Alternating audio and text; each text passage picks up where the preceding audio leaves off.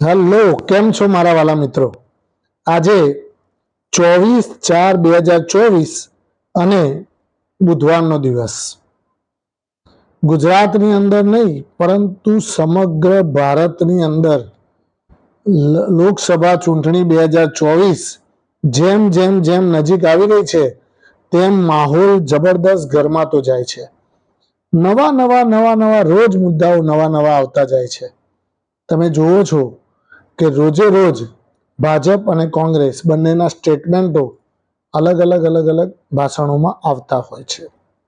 એટલા માટે જ આ વખતની ચૂંટણી એ ખૂબ જ રોચક અને રોમાંચક બનીને ઊભી રહી છે.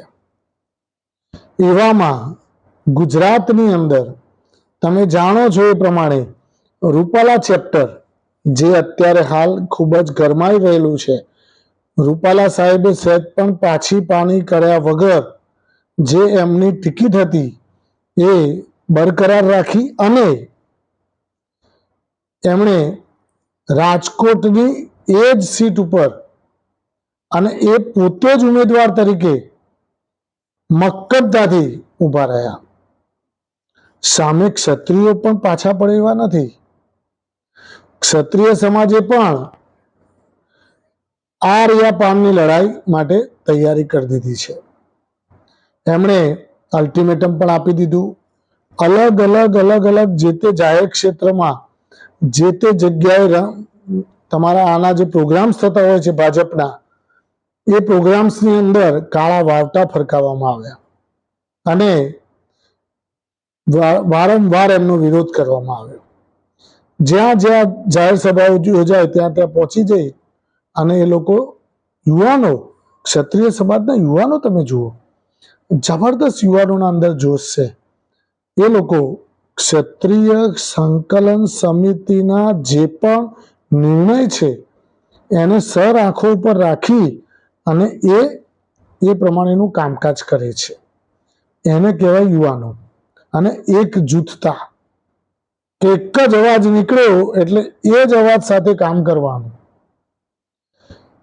હવે આટલો એક જુસ્સો તમે જોવા મળતો હોય તો તમને ખબર પડી જવી જોઈએ કે સાલું આગ તો ભભકી ઉઠી છે પણ એને કોઈ ઓલવવા વાળું નથી. એટલા માટે જ ભાજપે ગઈકાલે એક સ્ટેટમેન્ટ આવેલું કે ક્ષત્રિય સમાજના અમુક અગ્રણીઓ એવું સ્ટેટમેન્ટ આવેલું કે ક્ષત્રિય સમાજના અમુક અગ્રણીઓ ભાજપમાં જોડાઈ શકે છે. તો એની ચોખવટ કરતા આજે પ્રેસ કોન્ફરન્સમાં કરણસિંહ જે એમના મેન લીડર છે એમણે પ્રેસ કોન્ફરન્સ કરી અને જણાવ્યું કે ભાઈ આ તદ્દન વાહિયાત વાત છે, આમાં કોઈ તથ્યતા નથી.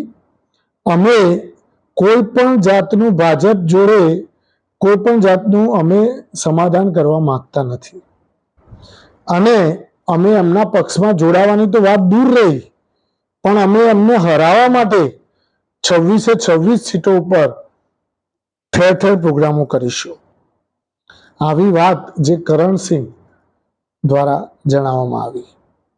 તો મિત્રો, હવે જોવાની વાત એ રહી કે ક્ષત્રિય સમાજ ડેમેજ કેટલું કરે છે અને ડેમેજ કંટ્રોલ કરવામાં ભાજપ કેટલું સફળ થાય છે એ હવે જોવાનો વિષય રહેશે.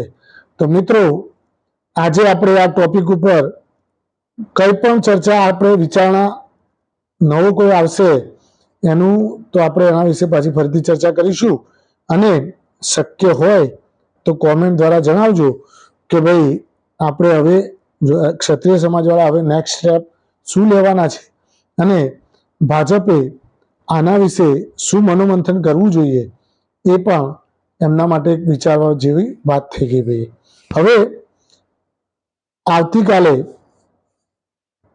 ડીસા બાજુ ક્યાંક આમની મિટિંગ થવાની છે ક્ષત્રિય સમાજની. હવે જોવાનું એ રહે છે કે કઈ જગ્યાએ કેવા પ્રોગ્રામ આપે છે અને કેટલા જોશથી પ્રોગ્રામ આપે છે એના ઉપર હવે બધાની નજર મંડાવેલી છે અને ભાજપ એને અંડરટેક કરી અને કેવી રીતે એ આગને ઓલવી દે છે એ ભાજપ ઉપર જોવાનું રહ્યું. Thank you very much. ખૂબ ખૂબ આભાર.